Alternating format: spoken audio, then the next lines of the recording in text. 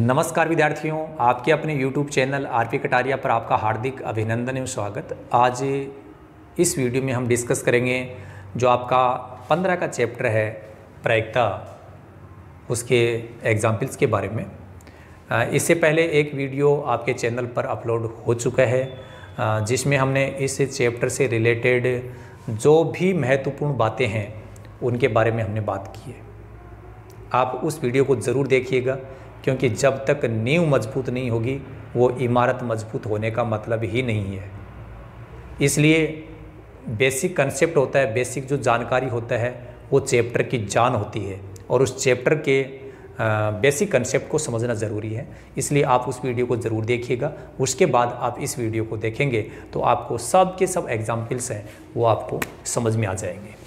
देखिए, पहले एग्जाम्पल की हम बात करते हैं। इसमें नंबर 1 एग्जाम्पल, यहाँ पर प्रश्न ये है कि एक चित्त प्राप्त करने की प्रायिकता ज्ञात कीजिए। एक चित्त प्राप्त करने की प्रायिकता ज्ञात कीजिए। चित्त प्राप्त करने की प्रायिकता ज्ञात कीजिए। चित्त का नाम आते ही अपने माइंड में एक बात तो आ गई कि सिक्के के बारे में बात हो रही है, और जो आगे बता भी रहा है, जबकि एक सिक्के को एक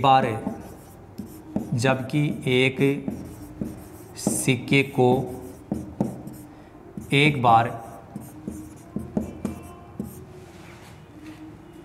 उछाला जाता है। आपका प्रश्न यही है, लेकिन इसमें थोड़ा सा आगे और ऐड किया गया है। पहले ये समझ लो, कह रहा है एक चित्त प्राप्त होने की प्रायिकता ज्ञात कीजिए, ठीक है, जबकि एक सिक्के को एक बार उछाला जाता है। एक सिक्के को एक बार उछाला जा रहा है, चित्त की प्रायिकता बताओ। आगे इसने ये और बोला है कि साथ ही एक पट भी प्राप्त करने की प्रायिकता ज्ञात कीजिए।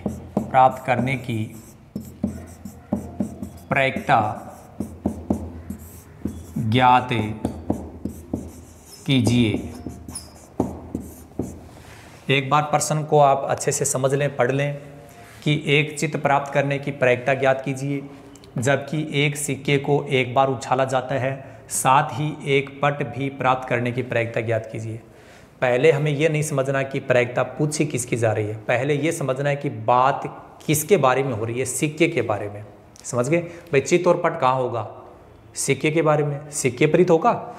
तो हम पहले ये देखेंगे प्रश्न में कि सिक्के, कितने सिक्के हैं, कितनी बार उछाला जा रहा है। ये जो लाइन आपको दिख रही है ये महत्वपूर्ण लाइन है, ठीक है। तो पहले ये आपका जैसे मान लो अपन रिजल्ट लिख रहे हैं, सॉल्यूशन बना रहे हैं उसका, तो सबसे पहले हम क्या लिखेंगे, ये बात लिखेंगे कि चूंकि एक सिक्के को एक बार उछाला जाता है, एक सिक्के को एक बार उछाला जाता है, एक सिक्के को एक बार उछाला जाता है, इस लाइन का मतलब क्या हुआ, ये आपको मैंने बताया था कि एक सिक्के को जब एक बार ही उछाला जाता है तो कुल संभावित परिणामों की संख्या कितनी होती है। तो इस लाइन से ये पता चलेगा कि कुल संभावित परिणामों की संख्या कितनी होती है। कुल संभावित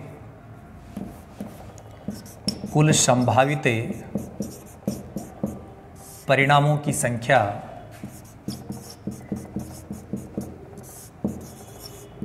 कितनी हो गई, 2। एक सिक्के को एक बार उछाला जाता है तो कुल संभावित परिणामों की संख्या कितनी हो गई, 2। और अब डायरेक्ट हमें एक सूत्र लगाना है प्रायिकता का, कि प्रायिकता का सूत्र हमने पिछली वीडियो में आपको बताया था, और यदि आपको वो अभी याद नहीं आ रहा है तो आप यहाँ देख लें। प्रायिकता का सूत्र है अनुकूल परिणामों की संख्या, अनुकूल परिणामों की संख्या बटे कुल संभावित परिणामों की संख्या, कुल संभावित परिणामों की संख्या, दोबारा सुन लो, प्रायिकता का फॉर्मूला क्या है? अनुकूल परिणामों की संख्या बटे कुल संभावित परिणामों की संख्या। प्रश्न में सबसे पहले तो ये देख लिया करो कि किसकी बात हो रही है, कितनी बार उछाला जा रहा है, पहले तो वो लिख दो। एक सिक्के को एक बार उछाला जाता है, और एक बार जब भी उछाला जाता है तो कुल संभावित परिणामों की संख्या कितनी होती है? 2, याद कर लो। और यदि सिक्के को 2 बार उछालने के लिए बोल देता तो कितनी हो जाती? 4। अभी तो 2 ही है। प्रायिकता का सूत्र ये है। इतना काम करने के बाद अब प्रश्न में दोबारा समझेंगे कि प्रायिकता पूछी किसकी गई है। तो पहले तो देखो, P का मतलब प्रायिकता, ऊपर चित्त प्राप्त, ये इस एक पे ध्यान मत देना, 1 2 3 ऐसे बोले उस पे ध्यान, अपने को ध्यान इस बात पे देना है कि प्रायिकता पूछी किसकी है? चित्त की। तो यहाँ ब्रैकेट में लिख दो चित्त। तो ये चित्त की प्रायिकता, P का मतलब प्रायिकता, सूत्र ये है ही। मुझे एक बात बताओ, एक ही सिक्का है, एक ही बार उछाल रहे हैं, तो एक सिक्के में कितने चित्त होते हैं? एक ही चित्त होता है। तो जिसकी प्रायिकता पूछी गई है, चित्त की पूछी गई है, और चित्त होते कितने हैं? 1। इसलिए वहां पर अनुकूल परिणामों की संख्या तो है 1, और कुल संभावित परिणामों की संख्या पहले ही हमने यहां पर बता दी, 2। ये लो, इसका उत्तर हो गया इसका काम। तो नीचे इसने कहा था साथ ही एक पट भी प्राप्त करने की प्रायिकता, ये लो पट की प्रायिकता भी आ जाएगी। आप सब जानते हो बटे में कुल संभावित परिणामों की संख्या, ये देखो रही कुल संभावित परिणामों की संख्या 2, ये तो सेम ही रहेगी। पट कितने होते हैं? चित्त भी 1 होता है, तो ऊपर हमने 1 लिखा। पट भी कितने होते हैं? 1 होता है, इसलिए हमने 1 लिख दिया। तो चित्त की प्रायिकता भी 1/2 और पट की प्रायिकता भी 1/2। ये आपका प्रश्न है, ये आपका पहला एग्जाम्पल है। आपने देखा कि बहुत ही आसान काम है, न कोई ज़्यादा जोड़ बाकी गुणा भाग लंबा चौड़ा कोई काम है ही नहीं। आप तो केवल छोटी छोटी लाइनें याद कर लो और फिर उसको समझ लो, 1 बार 2 बार लिख लो, याद हो जाएगा। अब हम एग्जाम्पल नंबर जो 2 है उसकी बात करेंगे कि एग्जाम्पल नंबर 2 में क्या बताया गया है।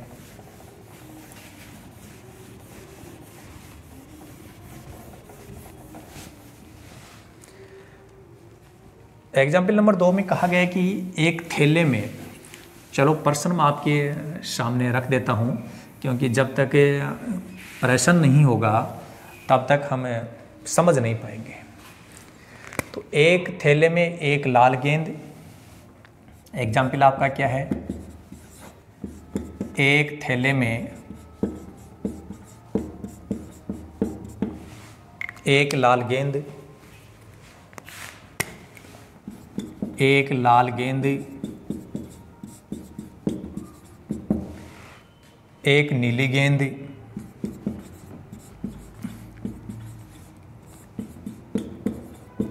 और एक पीली गेंद,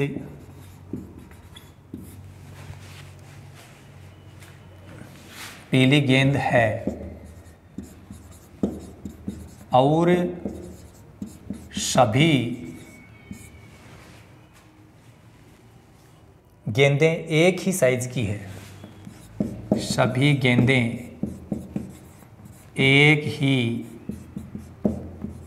साइज की है। कृतिका बिना थैले के अंदर झांके, कृतिका बिना थैले के अंदर झांके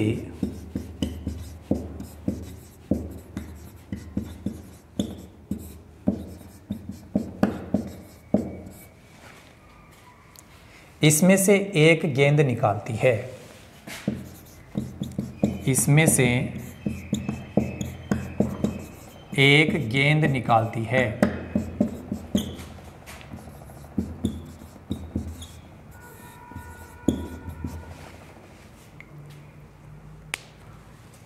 इसकी क्या प्रायिकता है कि वह गेंद, इसकी क्या प्रायिकता है कि वह गेंद, पहले पॉइंट में बोला है पीली होगी, पीली होगी। पॉइंट नंबर 2 में बोला है लाल होगी। पॉइंट नंबर 3 में बोला है नीली होगी। अभी तक प्रश्न को जैसे हमने लिखा, आप साथ साथ देख रहे थे, आपने देखा कि शायद आपको यही समझ में आया, लाल पीली नीली, और यही समझना है। एक थैले में एक लाल गेंद, एक नीली गेंद, एक पीली गेंद है। सभी गेंदें एक ही साइज की है। कृतिका बिना थैले के अंदर झांके इसमें से एक गेंद निकालती है। इसकी क्या प्रायिकता है कि वह गेंद कैसी होनी चाहिए? पीली होगी, लाल होगी, नीली होगी। इस प्रश्न में पहले केवल यही पता करना है, ज़्यादा बातें समझनी नहीं है। मुख्य बात ये समझनी है कि इसमें बात हो किसकी रही है? गेंद के बारे में, कि कौन सी गेंद कितनी है, यही बात हो रही है। तो सबसे पहले आपको यही लिखना है कि कौन सी गेंद कितनी है। लाल गेंद कितनी है? 1। लाल गेंद कितनी? 1। फिर आगे बोल रहा है नीली गेंद, नीली गेंद कितनी है? 1। फिर आगे बोल रहा है पीली गेंद, तो बताओ पीली गेंद भी कितनी है? 1। इसमें तो कोई दिक्कत वाली बात नहीं है, प्रश्न में हमने आराम से देख लिया। लाल गेंद 1, पीली गेंद 1, नीली गेंद 1, सबको लिख दिया। तो जितनी भी संख्या यहाँ बताई जाए वो लिख दो और इन गेंदों की संख्या को जोड़ दो। तो बताओ कुल कितनी गेंद हो गई? कुल गेंद कितनी हो गई रे? 1, 1, 2, 2, 1, 3 गेंद हो गई। और इस प्रश्न में जैसे यहाँ कुल का नाम ये आ रहा है और जो कुल संख्या आ रही है यहाँ, वही आपका है कुल संभावित परिणामों की संख्या। तो ये कुल नाम जैसे ही आता है तो आपके माइंड में आना चाहिए कि आपको क्या लिखना है। आता है कुल संभावित परिणामों की संख्या। कुल संभावित परिणामों की संख्या कितनी होनी चाहिए? ये रही। कुल गेंद कितनी है? 3। तो यही क्या होगा? कुल संभावित परिणामों की संख्या। दोबारा सुनो भाई, प्रश्न में लाल पीली नीली क्या है, कितनी गेंद है, लिख दो, जोड़ दो और उसके तुरंत बाद में लिख दो कुल संभावित परिणामों की संख्या। कुल संभावित परिणामों की संख्या लिखने के बाद में डायरेक्ट लगा दो सूत्र। और प्रायिकता का सूत्र क्या है भाई? प्रायिकता का सूत्र है अनुकूल परिणामों की संख्या, अनुकूल परिणामों की संख्या बटे कुल संभावित परिणामों की संख्या। कुल संभावित परिणामों की संख्या। कई बच्चे बड़े और कॉन्फिडेंट हो जाते हैं, अरे भाई सूत्र तो बड़ा आसान है कि हम कर देंगे, लेकिन मैं बताता हूँ कि ये फॉर्मूला भी बहुत सारे विद्यार्थी गलत लिखते हैं। करते क्या है कि जैसे अंश में अनुकूल परिणामों की संख्या आ रही है और हर में क्या है कुल संभावित परिणामों की संख्या, बच्चे उल्टा कर देते हैं। अनुकूल होना चाहिए ऊपर और वो लिख देते हैं नीचे, कुल संभावित परिणाम होना चाहिए नीचे, वो लिख देते हैं ऊपर। तो इन चीज़ों से दूर रहना है। अनुकूल ऊपर, कुल नीचे, याद रखो। उल्टा कर दोगे तो उत्तर भी उल्टा ही आ जाएगा। अब सूत्र लिखने के बाद डायरेक्ट अब हम बात करेंगे, पॉइंट में जाएंगे और इस पॉइंट में केवल इतना ही देखेंगे कि कैसी गेंद की बात हो रही है। लाल पीली नीली, कैसी गेंद हो रही है? पीली। तो यहाँ लिख दो पीली गेंद की प्रायिकता, ये पीली गेंद और पी का मतलब प्रायिकता, ठीक है। सूत्र ये है ही, कुल संभावित परिणामों की संख्या कितनी है? कुल संभावित परिणामों की संख्या हमने यहाँ लिख रखी 3, तो बटे में 3 लिख दो। और अब ये पता करो कि पीली गेंद की प्रायिकता पूछी जा रही है, तो पीली गेंद है कितनी? यहाँ पर चेक कर लो, पीली गेंद कितनी है भाई? 1 ही है। ये लो, उत्तर हो गया। ऐसे ही आप बात करेंगे कौन सी गेंद की? पॉइंट नंबर 2 में लाल तो सूत्र में देखो कुल संभावित परिणामों की संख्या नीचे है, ये रही कुल संभावित परिणामों की संख्या। प्रत्येक पॉइंट में कुल संभावित परिणामों की संख्या सेम रहेगी, अनुकूल बदलते रहते हैं। तो लाल गेंद पूछी है तो लाल गेंद भी कितनी है, एक ही है, तो ये हो गया 1/3 सरल हो नहीं रहा है। ऐसे ही यदि पॉइंट नंबर 3 की बात करेगा तो पॉइंट नंबर 3 में पूछा है नीली गेंद, कैसे पूछे भाई, नीली।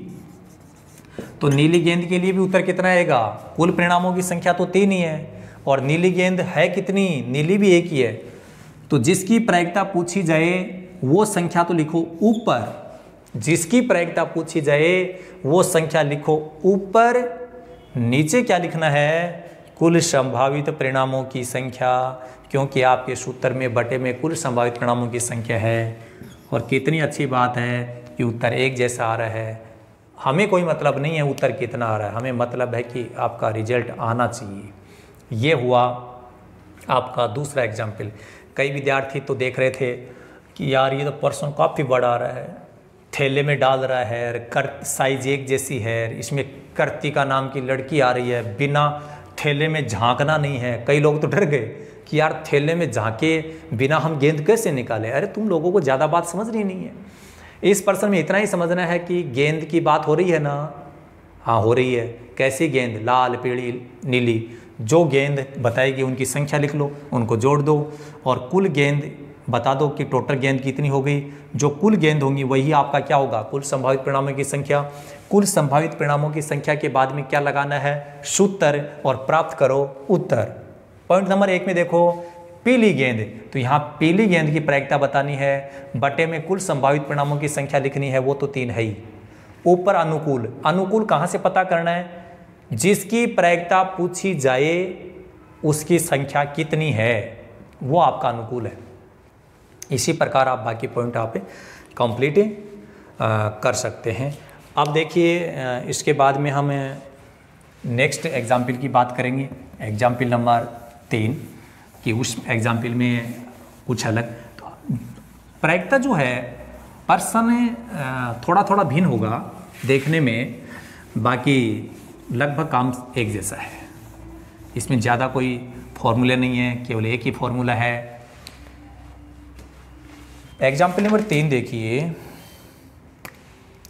मान लीजिए कि एक पासे को एक बार फेंकते हैं, मान लिया भाई, मानना ही पड़ेगा, कहाँ जाएंगे। मान लीजिए कि एक पासे को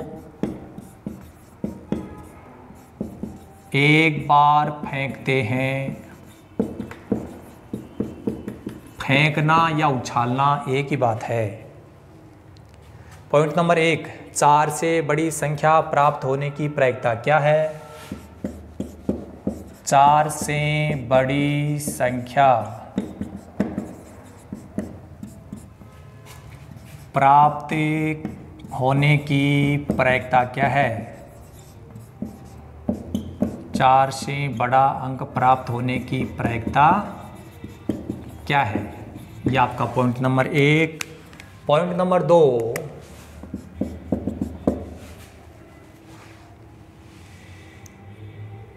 चार से छोटी या उसके बराबर, 4 से छोटी या उसके बराबर संख्या प्राप्त होने की प्रायिकता, संख्या प्राप्त होने की प्रायिकता क्या है। यहाँ देखिए आप कि आपका जो तीसरा एग्जाम्पल है कि मान लीजिए कि एक पासे को एक बार फेंकते हैं। अब यहाँ ये जो लाइन है वो बड़ी महत्वपूर्ण है कि जब एक पासे को एक बार फेंका जाता है तो कुल संभावित परिणामों की संख्या 6 होती है। तो ये पता अपने को यहाँ से चलेगा, तो ये लाइन अपन उत्तर में लिखेंगे। 4 से बड़ी संख्या प्राप्त होने की प्रायिकता क्या है, ये तो प्रायिकता पूछ रहा है। 4 से छोटी या उसके बराबर संख्या प्राप्त होने की प्रायिकता क्या है, ये भी हमसे पूछा गया है। उत्तर में क्या करना वो समझना है। एक पासे को एक बार फेंका जाता है या एक बार फेंकते हैं, ये लाइन हमने कहाँ से लिखी है, पर्सन से लिखी है। तो देखो यहाँ लिखेंगे अतः कुल संभावित परिणामों की संख्या, अतः कुल संभावित परिणामों की संख्या, हम पता है कि एक पासे को एक बार उछाला जाता है तो कुल संभावित परिणामों की संख्या कितनी होती है, 6। क्यों? क्योंकि एक पासे पर 1 से 6 तक अंक होते हैं, इसलिए कुल संभावित परिणामों की संख्या कितनी होती है, 6। ठीक है। अब देखो ये लाइन लिखने के बाद में आप एक हैबिट बना लो कि आपको सूत्र लिखना है। क्या लिखना है भाई, फॉर्मूला, सूत्र लिखना है। प्रायिकता का सूत्र क्या होता है, अनुकूल परिणामों की संख्या, अनुकूल परिणामों की संख्या बटे कुल परिणामों की संख्या, अनुकूल परिणामों की संख्या बटे कुल संभावित परिणामों की संख्या। यह है आपका सूत्र, जल्दी ही आ जाएगा उत्तर, चिंता मत करो।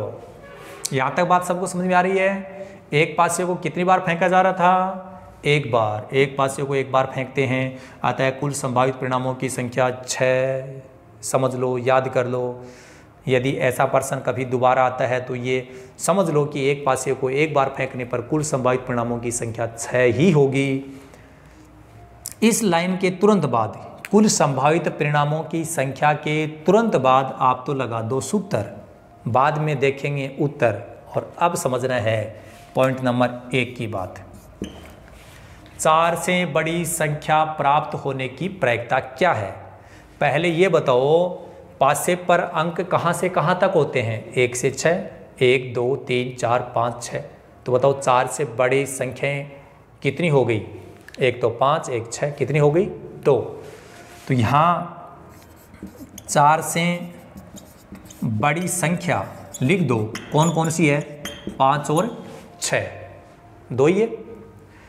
अब देखो सीधी प्रायिकता बतानी है, पी का मतलब प्रायिकता, किसकी प्रायिकता, 4 से बड़ी संख्या लिख दो, 4 से बड़ी संख्या प्राप्त होना, 4 से बड़ी संख्या प्राप्त होने की प्रायिकता पूछी है। प्रायिकता का सूत्र क्या है, अनुकूल परिणामों की संख्या। अनुकूल क्या होता है, जिसकी प्रायिकता पूछी गई है उसकी संख्या। प्रायिकता पूछी गई है 4 से बड़ी संख्या की, तो 4 से बड़ी संख्या कितनी हो गई, 2। ये है आपका अनुकूल परिणाम। और नीचे आ रहा है कुल संभावित परिणामों की संख्या, ये तो ये रहा कुल संभावित परिणामों की संख्या 6। और 2 के पाड़े से 2 भी कटेगा, 6 भी कटेगा, 2 का भाग इसमें 1 बार जाएगा, इसमें 3 बार जाएगा, तो आपका उत्तर हो जाएगा 1/3। इसी प्रकार जब आप पॉइंट नंबर 2 की बात करोगे, पहले पॉइंट का जो प्रायिकता पूछी है वो आ चुकी है। पॉइंट नंबर 2 में देखो 4 से छोटी या उसके बराबर, तो एक तो 4 से छोटी संख्याएं कौन सी हैं, 1 2 3, यही है। फिर उसने बोल दिया या। एक बात समझना भाई, प्रायिकता के किसी भी प्रश्न में या शब्द आ गया तो उसके पहले जो बात बोली गई है वो बात भी शामिल होगी और उसके बाद में बात बोली गई वो भी शामिल होगी। यहाँ पर एक कन्फ्यूज वाली बात है, जब हम हिंदी पढ़ते हैं तब हमारे माइंड में एक ही बात रहती है कि या के पहले या बाद में जो बोल रहा है उन दोनों में से एक। लेकिन प्रायिकता के चैप्टर में ऐसा नहीं है। प्रायिकता के चैप्टर में या के पहले और या के बाद जो भी बोल रहा है वो सब के सब काउंट होंगे, सब के सब गिने जाएंगे। तो 4 से छोटी संख्या तो हो गई 1 2 3, फिर कह रहा है उसके बराबर, किसके बराबर, 4 के बराबर। अब 4 के बराबर तो कौन होता है, 4 ही होता है।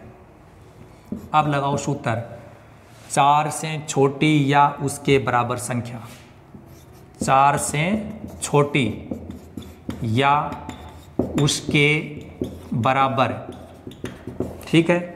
इसकी P का मतलब समझ रहे हो ना, प्रायिकता। देखो सूत्र क्या था, बटे में कुल संभावित परिणामों की संख्या, ये रही कुल संभावित परिणामों की संख्या, लिख दो। जिसकी प्रायिकता यहां पूछी जा रही है वो क्या है, 4 से छोटी संख्याएं और 4 के बराबर। कितनी हो गई, 1 2 3 4, तो ऊपर आएगा 4। जिसकी प्रायिकता पूछी जा रही है, किसकी प्रायिकता पूछी जा रही है, 4 से छोटी या उसके बराबर संख्या, इनकी प्रायिकता पूछ रहा है। तो इनको सबको अपने काउंट करेंगे तो कितना होगा, 1 2 3 4, तो ये 4 लिख दिया। ये कुल परिणाम कहाँ से आया भाई, ये रहा ना, कुल संभावित परिणामों की संख्या 6 ये, और 2 के पहाड़े में 4 भी आता है 6 भी आता है, तो ये कटेगा। 2 का भाग इसमें जाएगा 2 बार, इसमें जाएगा 3 बार, तो ये हो गया आपका उत्तर 2/3। तो ये आप देख रहे हैं कि एग्जाम्पल नंबर अपना तीसरा कंप्लीट होता है। अब इसके बाद में नेक्स्ट जो एग्जाम्पल है उसकी बात हम करेंगे।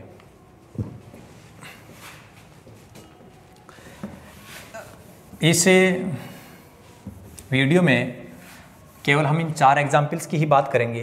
तो आप देखेंगे कि इन चारों एग्जाम्पल्स को आप एक बार इस पूरे वीडियो को स्टार्ट से लेकर के एंड तक अच्छे से देख लीजिएगा।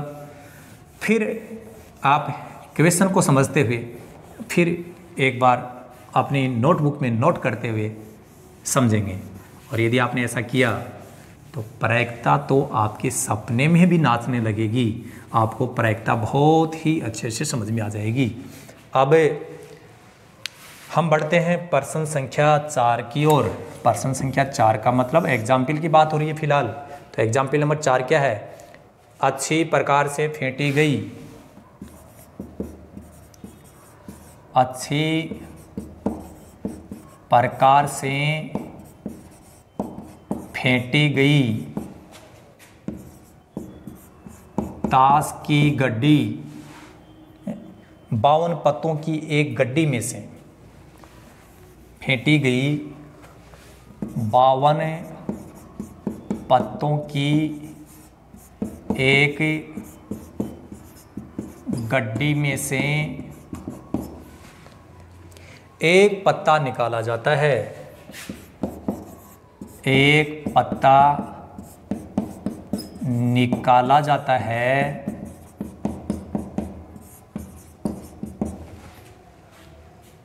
इसकी प्रायिकता परिकलित कीजिए कि यह पत्ता, इसकी प्रायिकता परिकलित कीजिए कि यह पत्ता क्या हो। पॉइंट नंबर 1, एक इक्का होगा, एक इक्का होगा। पॉइंट नंबर 2, एक इक्का नहीं होगा, एक इक्का नहीं होगा। प्रश्न समझ लेते हैं भई अच्छी प्रकार से। अच्छी प्रकार से फेंटी गई 52 पत्तों की एक गड्डी में से एक पत्ता निकाला जाता है। इस लाइन से केवल एक ही बात समझनी है कि गड्डी में कुल पत्ते कितने हैं, 52। यहाँ जो बोल रहा ना फेंटी गई, फेंटने का मतलब है उनको मिक्स करना, इससे कोई मतलब नहीं है। एक पत्ता निकाल रहा है, 2 पत्ते निकाल रहा है, उससे भी कोई मतलब नहीं है। मतलब ये है कि पहले सेंटेंस से ये पता चलना चाहिए कि कुल पत्ते हैं कितने, 52, बस यही पता करना है। और यदि प्रश्न में नहीं भी बताया जाता तो हम जानते हैं कि ताश की गड्डी में कुल पत्ते कितने होते हैं, 52। तो इसका उत्तर ऐसे लिखेंगे, कुल पत्ते कितने, 52। तो यहाँ लिखेंगे अतः कुल का नाम आ गया, तो बताओ कौन सी लाइन आनी चाहिए, कुल संभावित परिणामों की संख्या, बताओ कुल पत्ते 52 हैं तो कुल संभावित परिणामों की संख्या भी कितनी हो जाएगी? 52। और इस लाइन के तुरंत बाद लगाओ प्रायिकता का सूत्र और हम बताएंगे आपको उत्तर। प्रायिकता का सूत्र क्या है भाई? अनुकूल परिणामों की संख्या, अनुकूल परिणामों की संख्या बटे कुल संभावित परिणामों की संख्या, कुल संभावित परिणामों की संख्या। अब हम डायरेक्ट बात करेंगे पहले पॉइंट के बारे में। देखो एक बार मैं बात बता दूं आपको, पहले सेंटेंस में कहा था कि अच्छी प्रकार से फेंटी गई 52 पत्तों की एक गड्डी में से एक पत्ता निकाला जाता है। कई विद्यार्थी यहाँ पर ज़्यादा माइंड पे जोर देंगे, एक ही पत्ता निकाल रहे हैं, हमें संख्या से मतलब ही नहीं है एक निकाल रहा है दो निकाल रहे हैं। मतलब किस बात से वो मैं आपको बताऊँगा अभी। इसकी प्रायिकता परिकलित कीजिए कि यह पत्ता कैसा हो, एक इक्का एक हो दो हो, इसे मतलब नहीं है। पत्ता है कैसा? इक्का, है ना। तो देखो प्रायिकता किसकी पूछी जा रही है? इक्का होगा या इक्का है, इसकी प्रायिकता। देखो सूत्र में क्या है? बटे में कुल संभावित परिणामों की संख्या, ये रही 52, है ना। अब चाहिए अनुकूल परिणामों की संख्या, ये कहाँ से पता चलेगी? प्रायिकता किसकी पूछ रही है? इक्का होगा। इस पॉइंट में कहीं पे ये भी नहीं बोला सीढ़ी का इक्का, ईंट का इक्का, पान का इक्का, हुक्म का इक्का, नहीं कहा ना। और नहीं कहीं पे ये कहा कि लाल इक्का, काले रंग का इक्का, कुछ भी नहीं बोला, केवल बोला है इक्का। इसका मतलब सभी प्रकार के इक्कों की बात हो रही है। तो इक्के टोटल होते कितने हैं? 4। तो यहाँ पर उत्तर 4 लिखना पड़ेगा। कोई विद्यार्थी ये सोच रहा है कि यहाँ तो सर एक इक्का ही बोला है, तो यहाँ हमने 4 क्यों लिखा? अरे क्या यहाँ पर कहीं पे चीड़ी, पान, हुक्म, ईंट के इक्के की बात हुई? नहीं। क्या कहीं पे रंग की बात हुई? नहीं। इसका मतलब सभी इक्के। तो फिर ये एक क्या है? यहाँ इस एक का मतलब है प्रकार से। एक शब्द आता है ना हिंदी में, प्रकार, प्रकार। तो ये एक का मतलब है किस प्रकार के आपके पत्ते हैं, इक्के। यहाँ एक का मतलब प्रकार से है, यहाँ संख्या से मतलब नहीं है। और 4 का भाग 4 में जाता है एक बार, 4 का भाग इसमें जाता है 13 बार, तो इसका उत्तर हो जाएगा 1/13। आप देखो पॉइंट नंबर 2 में प्रायिकता किसकी पूछी है? इक्का नहीं होगा, तो यहाँ लिख देंगे इक्का नहीं।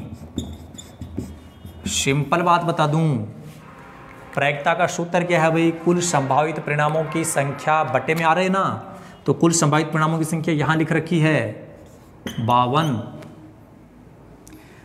अनुकूल परिणामों की संख्या कहाँ से पता करें? जिसकी प्रायिकता पूछ रहा है वहाँ से इक्का नहीं। आपको मैं बता दूं कि टोटल पत्ते 52 होते हैं, जैसा कि आप भी जानते हो। 52 पत्तों में इक्के कितने होते हैं? 4 होते हैं, नहीं होते हैं? और ऐसे कितने पत्ते हैं जो इक्के नहीं है? 4 यदि इक्के हैं तो 52 में से 4 कम कर दो, बाकी बच गए 48, उनमें इक्का नहीं है। तो इसने बोला इक्का नहीं, तो ऐसे कितने पत्ते हैं जिसमें इक्का नहीं है? 48। और 4 का भाग यहाँ लगाएंगे तो 12 आ जाएगा, 4 का भाग यहाँ लगाएंगे तो 13। ये जो 12/13 है ये आगे नहीं कटेगा, सरल नहीं होगा, तो आपका दूसरे पॉइंट का उत्तर यही होगा। समझ गए होंगे? ये है ताश की गड्डी। ताश की गड्डी वाले पर्सन में आगे भी पर्सन आएगा। सीधी सीधी बात बता दूं, सबसे पहले कुल पत्ते लिख दो। पर्सन में बोलता है तो ठीक है, नहीं बोलता है तो भी कुल पत्ते ताश की गड्डी में 52 ही होते हैं। उसके बाद में ये लाइन लिख दो, कुल संभावित परिणामों की संख्या, यहाँ 52 है तो कुल संभावित परिणामों की संख्या 52 ही होगी। सूत्र कभी बदलेगा नहीं। लगाओ सूत्र, प्राप्त करो उत्तर। नीचे कुल संभावित परिणामों की संख्या, ऊपर अनुकूल। अनुकूल क्या होता है? जिसकी प्रायिकता पूछी गई है उसकी संख्या। बस इक्कों की प्रायिकता पूछी गई है तो ये देखना है कि इक्के है कितने। इक्के होते हैं 4, इसलिए मैंने 4 लिखा। कुल संभावित परिणामों की संख्या 52, जो 4/52। सरल कर दिया 1/13। इक्का नहीं, 52 में से 4 होते हैं इक्के, और 4 को यदि हटा दें, कम कर दें, तो 48 जो अपने पास में पत्ते बचते हैं उनमें इक्का नहीं है। तो ऐसे कितने पत्ते हैं जिसमें इक्का नहीं है? 48। तो ये हो गया इस लाइन के लिए अनुकूल परिणाम। कुल परिणाम तो जो है वही रहेगा सभी पॉइंट में, चाहे पॉइंट नंबर 1 हो, चाहे 2 हो, चाहे 3 हो, कुल संभावित परिणामों की संख्या सभी पॉइंट्स में सेम रहती है। इसको हल कर दिया। तो इस वीडियो में ज़्यादा लंबा डिस्कस हम नहीं करेंगे। एग्जाम्पल नंबर 4 तक हम कंप्लीट कर चुके हैं। आप चाहते हैं कि मेरे पूरे के पूरे प्राप्तांक आने चाहिए एग्ज़ाम में, तो आप इस वीडियो को अंत तक ज़रूर देखिएगा। चैनल को सब्सक्राइब नहीं किया, सब्सक्राइब कर लें। इस वीडियो में केवल इतना ही। So thank you so much, all the best, be positive always.